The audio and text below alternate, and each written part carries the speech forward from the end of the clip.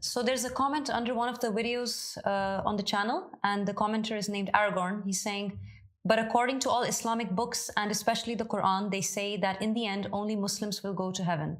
So most of humanity will go to hell. So what exactly is your task? You talk a lot about freedom, but in the West, there is freedom of religion, while in Muslim countries, absolutely not. In Arabia, there is not a single church. Then you say that the Prophet fought seriously out of necessity. Wasn't Jesus himself attacked by both his own people and the Romans? But he never ordered to kill anyone, but rather to forgive and pray for your enemies. In Islam, there is no forgive and love your enemies, but exactly the opposite. I would never even allow myself to ask a Muslim to pay me a tax to maintain his religion ever. It is an infamous and shameful thing, and I still have not understood why in the Muslim world this thing is normal. But don't you ever open your eyes? Do you think an omnipotent God needs disgusting money?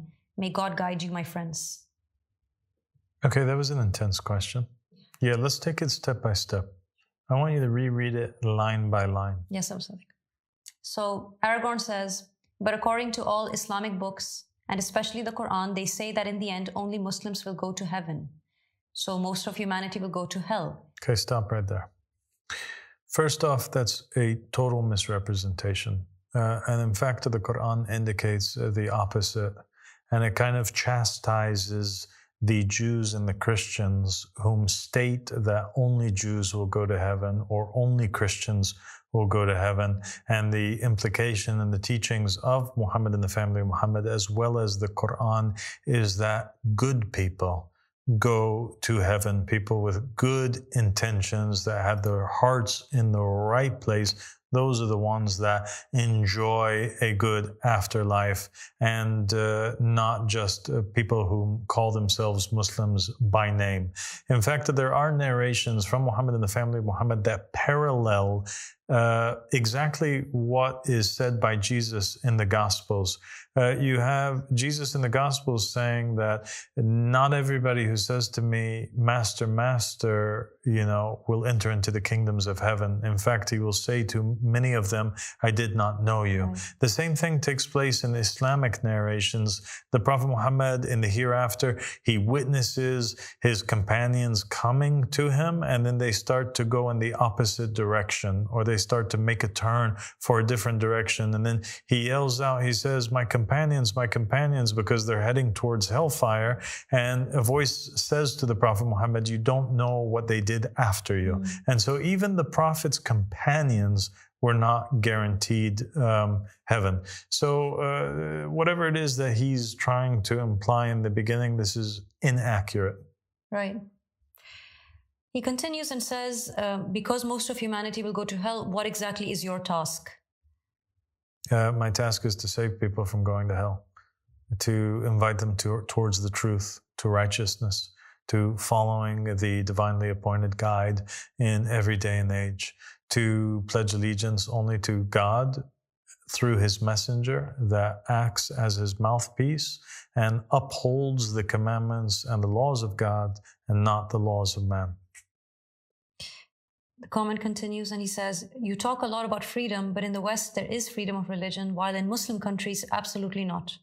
I agree with you to a great extent. I think that freedoms are much better in the West than they are in the Muslim countries, and that's why it's better for a true Muslim to live amongst the non-Muslims that will allow them to practice their religion freely than it is to live amongst oppressors whom claim to be Muslims in the apparent, but their actions are totally against it. So I agree with him in that, but I do think that it's not total freedom.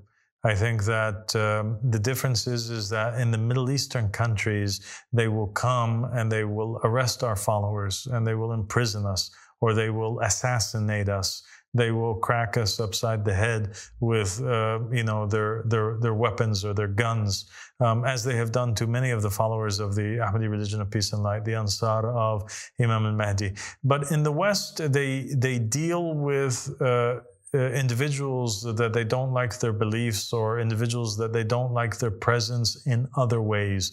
They attack them by making false accusations, by bullying them, by intimidation tactics, by attempting to weaponize the media or the law against them. Yeah, that's very true. And it says here, in Arabia, there is not a single church. Then you say that the Prophet fought seriously out of necessity. Wasn't Jesus himself attacked by both his own people and the Romans? But he never ordered to kill anyone, but rather to... So as far as there being no churches in Arabia, I totally agree that there should be places of worship for all the different faiths everywhere. Anywhere where there is a Christian and he would like to build a church, or she would like to build a church, they should be allowed to do so. The same thing with Jews. If they exist in a certain country and they want to build a synagogue or a place of worship, they should be allowed to do so. And the same for a Buddhist or a Hindu. I don't disagree with him in that, but unfortunately there are forces that are occupying Arabia in the name of Muhammad and the family of Muhammad, but they're actually not connected to Islam or to the Prophet Muhammad. And this has been the story of the oppression of the Ahlul Bayt, the story of the oppression of Muhammad and his family from the time of the death of the Prophet up until today. There have been these other families, like the family of Abu Sufyan, or Abu Bakr and Umar and Uthman, or the Bani Umayyah, or the Bani al-Abbas. All of these different families have overtaken the lands and ruled the Muslims in the name of Islam, but they were the furthest thing from it. The comment then says, you say, I'll repeat that part. Then you say that the Prophet fought seriously out of necessity. Wasn't Jesus himself attacked by both his own people and the Romans? But he never ordered to kill anyone, but rather to forgive and pray for your enemies. And that's a very good question. And I think I would like to ask the Christians, then why are they not behaving like that? Why are they bombing and enslaving and usurping and raping and trampling over all of the nations of the world? Like, why so many wars? If they really are Christians, like, why don't they stop? Why don't they forgive the mistakes of the other nations? If they feel that they made mistakes against them, why don't they act like Jesus? But they don't act like Jesus, right? Because they don't believe that. They believe that Jesus also said, I have not come to bring peace but the sword. And they believe that Jesus also was a revolutionary whom overturned tables that had the merchants at the synagogue, etc., at the temple. And so they need to apply, the Christian world needs to apply those teachings themselves before they try to hold Muhammad to account and say that Muhammad should behave in that way. That makes perfect sense. Muhammad was a perfect example. He was a man of peace. He was not a warmonger. He was a man who preached peace, and he practiced peace, and he practiced forgiveness, and he practiced turning the other cheek. And the narrations about that are endless. The amounts of people that harmed him and he forgave them are endless, including those who assassinated members of his own family that were very beloved to him, like when they assassinated Hamza and they actually ate his liver, right? And in the end, what happened? He forgave the killers of his own family, his beloved uncle Hamza, and he let them enter into the religion of Islam and be part of his community. So the Prophet Muhammad only fought when his life and the lives of the believers were under absolute threat. It was a last resort.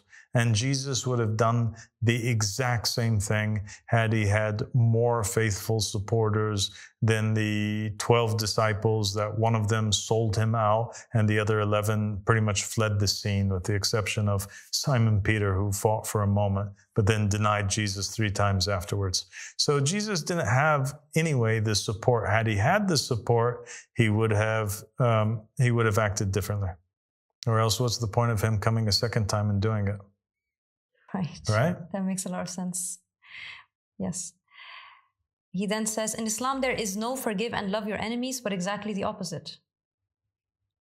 Islam is nothing but a religion of peace and forgiveness. But it's not a religion that will allow others to eliminate our existence, right, and to put their socks in our mouths and silence us. It's not a religion that makes us a people that will be trampled upon. It's not a nation. It's not a religion that will strip its nation of its dignity and its honor. Absolutely not. We will stand with our heads held high and our chests bare, and we will not tolerate anything other than respect. The same respect that we give the people, we expect to receive it from the people. The people give us peace, we will give them peace. They give us respect, we will give them respect. They deal with us fairly, we'll deal with them fairly. You know, they attempt to kill us, we have to defend ourselves. And I think this is a notion that every nation believes in. For sure it is. He then says, I would never even allow myself to ask a Muslim to pay me a tax to maintain his religion ever. The taxes which were required from non-Muslims were taxes that were lower than that which the Christian nations require the inhabitants of its countries, or the civilians, the citizens of its nations, to pay them in modern day and age. And it wasn't a tax for them to be allowed to practice their own religion. That's misrepresenting the situation. It was a tax that was paid by non-believers in order to be protected by the armed forces of the believers. That's the thing. The believers were offering them a service, so they were protecting them. And they were going out to war and sacrificing in order to preserve them and preserve their freedoms within the Muslim state. And for that reason, they had to pay a tax. And by the way, this tax that he's speaking about, or the jizya, this is one of those things that the Mahdi abolishes. And it's something that will no longer be in this day and age.